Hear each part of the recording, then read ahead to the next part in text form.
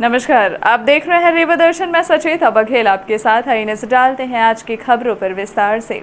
उत्तर प्रदेश से मैहर देवी दर्शन करने जा रहे परिवार की सड़क हादसे में हुई मौत। उत्तर प्रदेश से मैहर देवी दर्शन करने जा रहा एक परिवार देर रात भीषण सड़क हादसे का शिकार हो गया। इस घटना में कार में सवार 3 लोगों की मौत हो गई, जबकि 4 गंभीर रूप से घायल हुए हैं। घायलों को पुलिस ने इलाज के लिए संजय गांधी अस्पताल में भर्ती करवाया है। प्रदेश के प्रयागराज से एक परिवार सोमवार की रात मैहर देवी दर्शन करने के लिए जा रहा था। रात तकरीबन 2 बजे जैसे ही चुरहटा थाने के द्वारी बाईपास के समीप पहुंची, तभी कार अनियंत्रित होकर सड़क के किनारे एक ट्रक से टकरा गई। इस हादसे में कार में सवार 3 लोगों की मौत हो गई, जबकि 4 गंभीर रूप से घायल हो गए। मौके पर पहुंची पुलिस ने घायलों को संजय गांधी अस्पताल भिजवाया। मृतकों की पहचान जय सिंह यादव 30 वर्ष, दिलीप उर्फ सौरभ सिंह यादव 23 वर्ष, साक्षी सिंह 5 वर्ष शामिल हैं।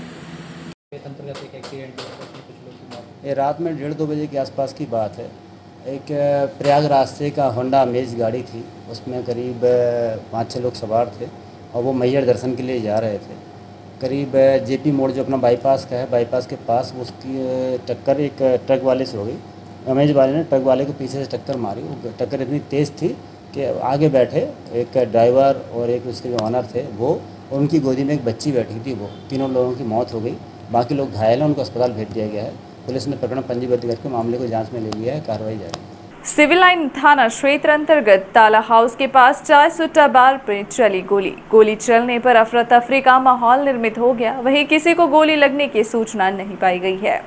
सिविल लाइन थाना क्षेत्र अंतर्गत तकरीबन 8:30 बजे गोली चलाने की घटना हुई। घटना सिविल लाइन थाना क्षेत्र के ताला हाउस के पास की बने चाय सुट्टा बार की बताई जा रही है। जैसे ही गोली चलाने की आवाज लोगों ने सुनी तो लोग इधर उधर भागते नजर आए। घटना की सूचना मिलते ही मौके पर एडिशनल एसपी ने मौके का किया निरीक्षण। इस दौरान मीडिया को जानकारी देते हुए एडिशनल एसपी शिव कुमार वर्मा ने बताया कि आरोपियों को चिन्हित कर लिया गया है, जिसको पकड़ने के लिए पुलिस की टीम रवाना कर दी गई है और भी आरोपियों को पकड़ लिया जाएगा। घटना का कारण अभी सामने नहीं आ पाया है। आपको बता दें, ताला हाउस के पास आए दिन गोली चाकूबाजी जैसी घटनाएं घटित होती रहती हैं। वहीं सबसे बड़ा सवाल पुलिस के ऊपर यह उठता है कि आखिर थाने की कमान दीपक तिवारी को कैसे दी गई, जबकि उनके ऊपर न्यायालय में FIR दर्ज करने के आदेश जारी किए गए हैं। हाँ, अभी करीब आधे घंटे पहले जानकारी लगी थी यहाँ पर कि जो अपना चाय सुट्टा बार वाला एरिया है, चौपाटी वाला एरिया है, यहाँ पर एक कोई व्यक्ति था, उसके पीछे कुछ लड़के आए थे।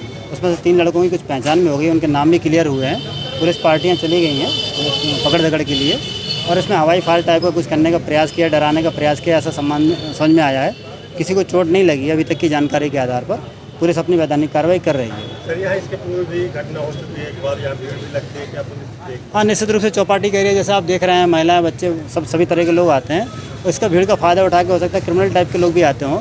जब यहाँ पुलिस ने चेकिंग करने का प्रयास किया तो व्यापारियों की तरफ से ज्ञापन आ जाता है कि सब हमारा व्यापार खराब होता है, पुलिस आ जाती है। तो लेकिन फिर भी पुलिस इसके बाद भी लगातार अभी यहाँ चेकिंग रखेगी और बदमाशों पर नज़र रखेगी और आवश्यक कार्रवाई करेगी। सर, वजह क्या थी, क्यों फायरिंग? अभी कुछ पता नहीं चला है। जब फरियादी मिल जाए कि क्या हुआ, उसके कारण क्या है, और उसके बाद जानकारी लग जाएगी तो पता बता देंगे। रीवा के महिला थाने में नई गढ़ी एवं मऊगंज की युवती की शिकायत पर दहेज प्रथा का मामला दर्ज। महिला थाने में 2 अलग-अलग दहेज प्रथा के मामले दर्ज हुए हैं। जी हां, आपको बता दें कि नई गढ़ी में रहने वाली युवती ने महिला थाने में शिकायत दर्ज कराई थी कि शादी के 2 महीने बाद ससुराल पक्ष वाले 50,000 एवं मोटरसाइकिल की मांग कर रहे हैं, जिसमें महिला थाने में मामला दर्ज हो गया है। वहीं मऊगंज की युवती ने भी महिला थाने में शिकायत दर्ज करवाई है कि शादी के बाद लगातार ससुराल पक्ष के लोग 50,000 की मांग कर रहे हैं, हमें रखने के लिए तैयार नहीं है। वहीं महिला थाना प्रभारी निशा मिश्रा ने मीडिया को जानकारी देते हुए बताया कि नई गढ़ी और मऊगंज की युवती ने शिकायत दर्ज कराई है। दहेज प्रथा को लेकर दोनों युवती की तरफ से मामला दर्ज कर लिया गया है और अब आगे की कार्यवाही की जा रही है। ये ग्राम दुबगवा थाना मऊगंज की रहने वाली लड़की है। इसकी शादी 2016 में हुई थी। शादी के बाद से लगातार इसके घर वाले शुरुआत से ही दहेज में मोटरसाइकिल की मांग कर रहे थे। दहेज पूर्ति नहीं की तो ससुराल वाले उसको परेशान करते थे। इसकी एक बच्ची भी है 4 साल की। इसने 2 साल पहले परामर्श के के माध्यम से इन दोनों पति पत्नी का समझौता हो गया था, परंतु ससुराल वाले उसको अभी भी अच्छे से रखने को तैयार नहीं है। इसलिए कल इसके ससुराल वालों के खिलाफ प्रकरण पंजीबद्ध किया है दहेज प्रताड़ना का। कितने लोगों पर? 3 लोगों के खिलाफ। अखिल भारतीय कांग्रेस ब्रिगेड के प्रदेश अध्यक्ष बनाए गए अब्दुल शहीद मिस्त्री। अब्दुल शहीद मिस्त्री का साफ तौर से कहना है कि चुनाव के बाद हमें जो जिम्मेदारी मिली है उसके लिए मैं प्रदेश का दौरा करूंगा। वरिष्ठ नेताओं से विचार विमर्श करके अपनी पूरी नई टीम बना लूंगा। फिलहाल हमारी नजर महापौर चुनाव पर बनी हुई है। आगे उन्होंने कहा कि हमारी नजर महापौर चुनाव पर बनी हुई है। इस बार हम महापौर के साथ रीवा शहर के 70 से ज्यादा पार्षदों को विजय कराएंगे। अब्दुल शहीद मिश्र ने पत्रकार वार्ता करके क्या क्या दावे किए हैं, आइए सीधा आपको उन्हीं से सुनवाते हैं। रीवा की जनता जनार्दन से कि हमारे बाबा भाई बहुत क्लोज, बहुत घर जैसा हमारे मित्र हैं और सभी जितने भी हमारे वरिष्ठ नेता हैं सब हमारे, किसी से हमारा कोई जो है विरोध नहीं है, सब अपने भाई हैं, सब अपने साथी हैं। हम चाहते हैं कि कमलनाथ जी जो है इस बार जो है अपने रीवा में टिकट ज़मीनी कार्यकर्ता अजय मिश्रा बाबा जी को महापौरी का टिकट दिए हुए हैं।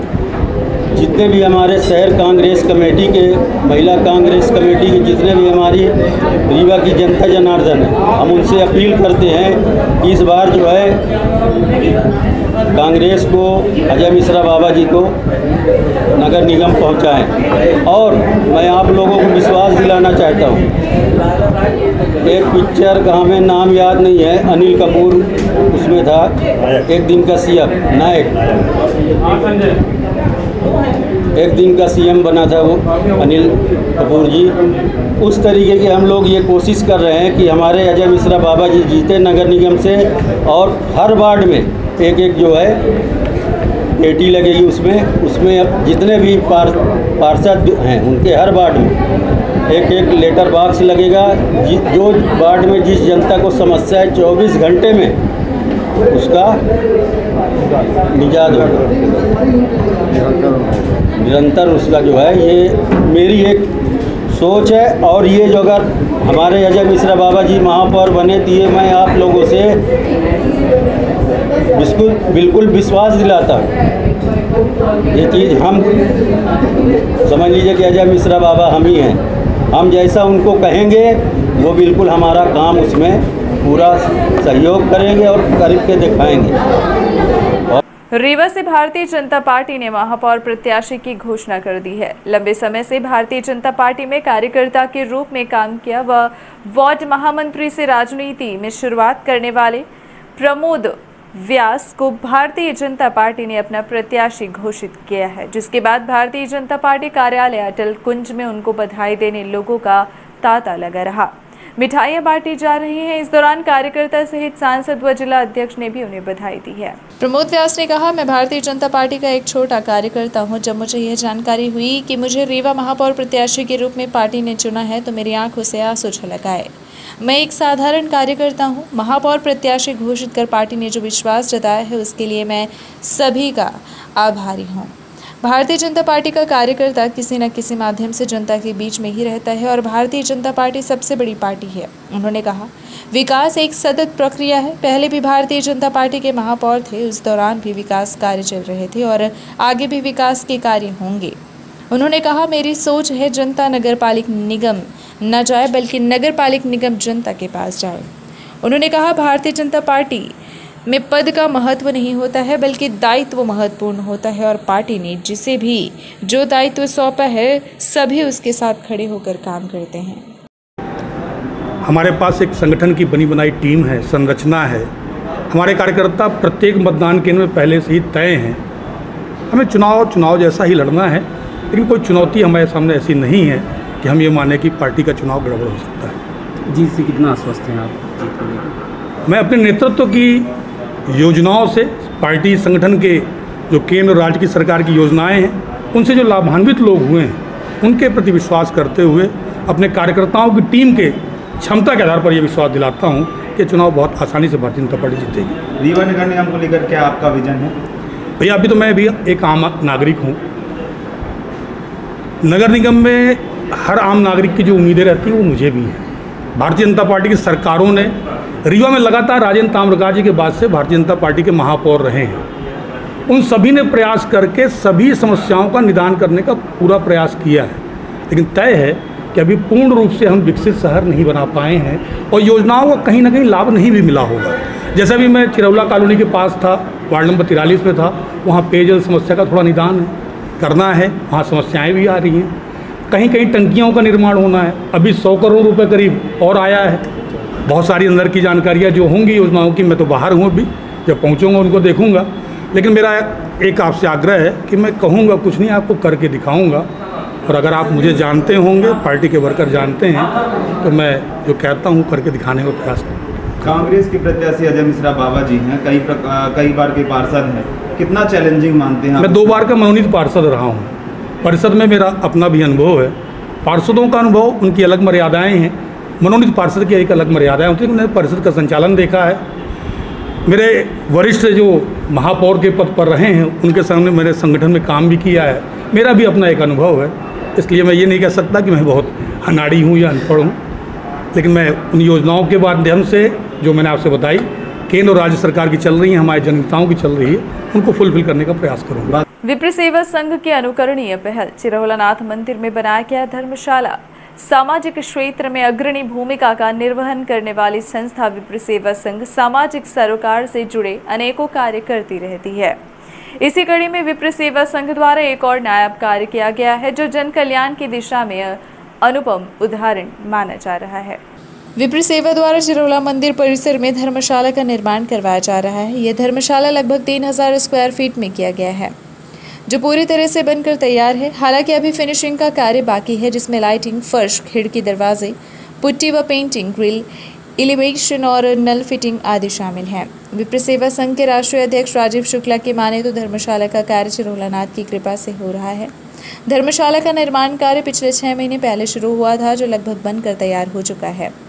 धर्मशाला में 2 कमरे, किचन, वॉशिंग एरिया, बड़ा हॉल, गार्डन और पानी पीने की सुविधा रहेगी। इससे लाखों लोग लाभान्वित होंगे। यहाँ पर भंडारे के साथ साथ अन्य कार्यक्रम व समारोह किए जा सकेंगे।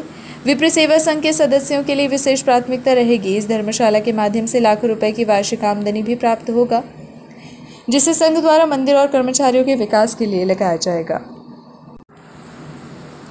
वहीं बताया गया कि धर्मशाला निर्माण में लगभग 25 से 30 लाख रुपए या उससे भी ज़्यादा लग सकते हैं। इस कार्य में सहयोग के तौर पर विप्र सेवा संघ के संरक्षक डॉक्टर के परोहा, डॉक्टर आरती तिवारी, शिशिर शुक्ला, भागवत मिश्रा, जानवी गौतम, ज्ञानवती अवस्थी, योगेंद्र गौतम, अनिल पांडे, प्रकाश तिवारी, आनंद मिश्रा, धर्मेंद्र तिवारी, कुंज तिवारी समेत अन्य पदाधिकारियों का विशेष सहयोग प्राप्त हुआ है। बाकी का कार्य संघ अध्यक्ष राजीव शुक्ला द्वारा निजी व्यय से कराया जा रहा है। इसके अलावा ना तो प्रशासन का कोई सहयोग मिल रहा है, ना ही जनप्रतिनिधियों का। आश्वासन जरूर कई लोगों से मिला है, लेकिन आश्वासन महज आश्वासन तक ही सीमित रह गया। ये थी आज की खबरें। आगे की खबरों के लिए बने रहे रेवा दर्शन के साथ। दीजिए हमें इजाजत। नमस्कार।